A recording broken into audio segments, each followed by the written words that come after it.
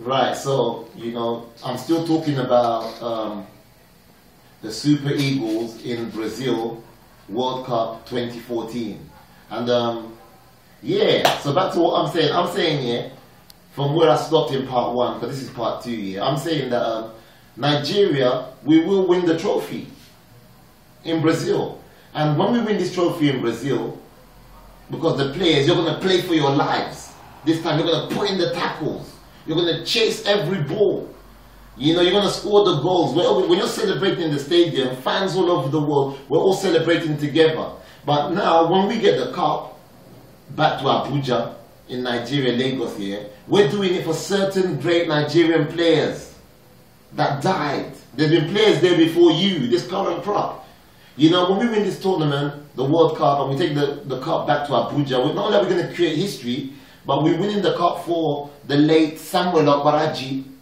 Samuel Okparaji played in Germany for Stuttgart, and he played for Antwerp in Belgium. I remember in the 80s. We're going to win this World Cup here for the great Thompson Oliha. You know, we're going to win the World Cup for the Nigerian centre-back that committed suicide last year in the United States of America. He goes by the name of Uche Okafor.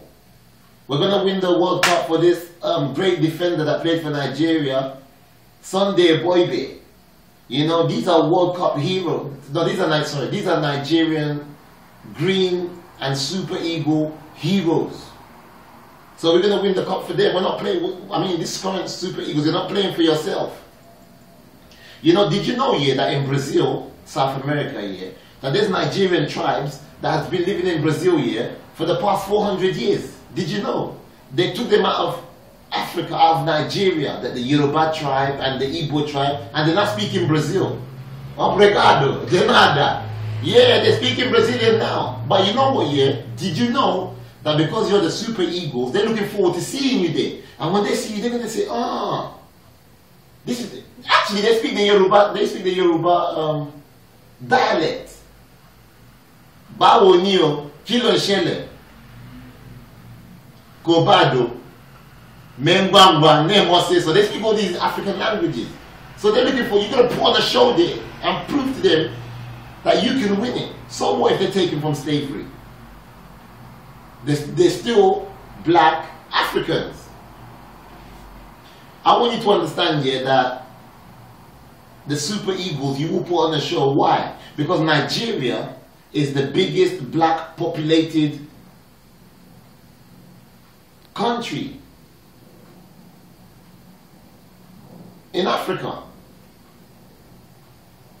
180 million black people, and by 2020 Nigeria is going to be 250 million. It's still growing. So you got the biggest fan base in the world. I'm talking about on social media, the social network. You got fans all over the place. I'm talking about physical fans. You got fans all over the place. So, you know, you got to give us what we're giving you the support, so you don't have an excuse, but you have to perform. Imagine, yeah, Mikel Obi gets the ball and he lays it to whoever, Moses, and Moses lays it to Onazia, and Onazia, they're doing your thing, yeah, and the fans, you score a goal, and the fans get excited, and they start singing, "He's a miracle working God. He's a miracle working God. He's the Alpha and Omega. He's a miracle working God." What are you saying, man? You have to do it. So we can, Nigeria is going to be great again. Yeah. Come on. We're taking the World Cup back to Abuja. I said it. But one of the teams here, I got to be honest here, one of the African teams, Nigeria, has got to be worried about. I think one of the strongest African football teams as well here is Ghana. I was in the printmaking class last week and I was drawing. They give me paint and they give me a brush and they said just draw anything you wish to draw. And I came up with Ghana. I drew this, it's yellow and black. And I wrote Ghana at the back of the t-shirt. and I put number 10. So Ghana is a strong force. They can win the World Cup as well, but I hope they don't win the World Cup before us. I want Nigeria to win it because Ghana's produced a lot of good players as well. You name it. Prince Polo, the greatest ever Ghanaian to play football. Ask any Ghanaian in Italy or all over the world, even in Ghana itself. They will say to you that the best Ghanaian player ever wasn't even Abedi Pele. His name was Prince Polo. So they produce good players. They produce Tony Yeboah. They produce, what's that guy's name? I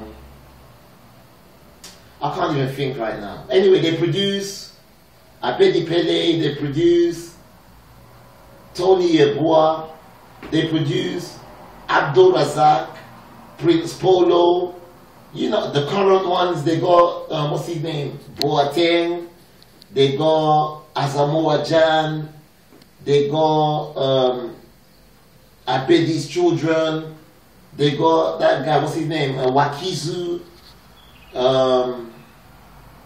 I can't think of too many Ghanaian players, but they're strong. They're one of Africa's strongest teams. But I just hope that they don't get there. I just hope that they don't get there before Nigeria wins the World Cup. I know Ghana's going to put on a good show as well. Did you know that in 1994 year, when Nigeria was playing in the finals against, what team was that? Was it Zambia? And we beat Zambia in the 1994 African Nations Cup here. Do you know at that time Nigeria used to attract great football names? Pele was in the stadium watching Nigeria. He was there. Platini was there.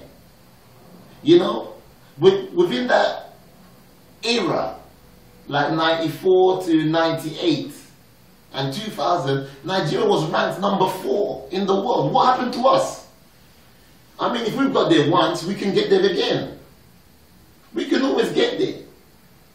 And one thing I want Stephen Keshi, one thing I don't want Stephen Keshi to do is to play players out of position. Odewingie, Peter Odewingie. Odewingie, I think he was born in Uzbekistan or whatever. I can't mention that, I can't pronounce that country, but somewhere in Russia or next to Russia, yeah. He's a very good player. He's one of the best strikers Nigeria has. I've watched Odewingie play in the Premiership. He started with, is it West Brom? He was winning the Player of the Month awards like it's nothing, like it's like drinking water. Then he went from West Brom to, is it Cardiff? And then from Cardiff now, he's playing for Stoke. You know the player I'm talking about. Nigeria needs Peter Odewingie. But I'm saying if Nigeria is going to play players like Odewingie, you're going to play them in position, in their right position. No point bringing Odewingie into the team and you're playing him on the left. Odewingie is not going to cross the ball with his left. Odewingie can't hit the ball from 40 yards and cross the ball over with his left foot. He's not going to do that, is he? You're going to play the man in his position. Like when they lay him a through pass, Odewinge's got good pace. He can score. We need goals. We need Peter Odewingie. So Stephen Keshi, I'm just saying.